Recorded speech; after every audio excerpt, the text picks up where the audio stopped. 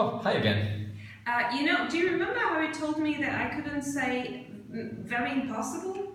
Yeah, I remember you. I don't remember when you asked me, but I remember. Okay, so I found it in a text and it was used with the words completely. And I thought that we just couldn't quantify it, so I'm a bit confused. Yeah, well, you're right. I mean, we're not quantifying or grading or intensifying it. What we're doing is just essentially amplifying what we say. So it changes. It's not the same as saying here, here, and here. We have a specific mark and we're saying, look!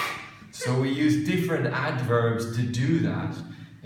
But it depends on what type of non-gradable adjective it is. And essentially we have three types, which coincidentally are here. Wow. We've got classifying adjectives, extreme adjectives, and absolute adjectives. Now, the one you asked me about was impossible, and impossible is an absolute adjective. But the one we used in our example was boiling, which is an extreme adjective, because we get hot, which has a different degree, and it arrives at the top. And at the top, or at the extremity, the extreme level is boiling.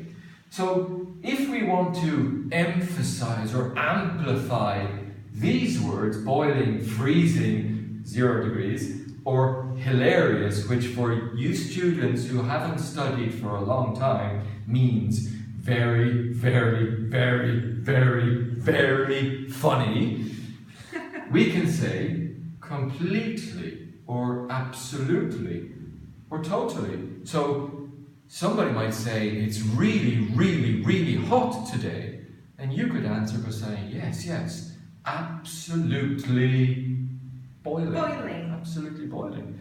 Then depending on whether we use extreme, classifying or absolute, we change our adverbs. So for example, classifying, maybe a friend asks you, what type of music do you listen to?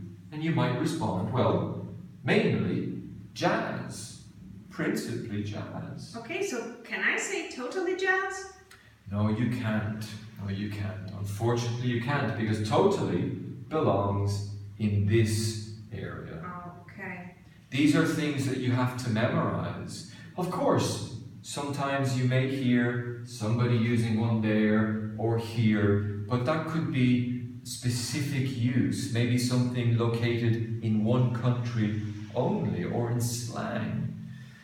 Then over here we see dead and asleep, so we would never say somebody is mainly dead.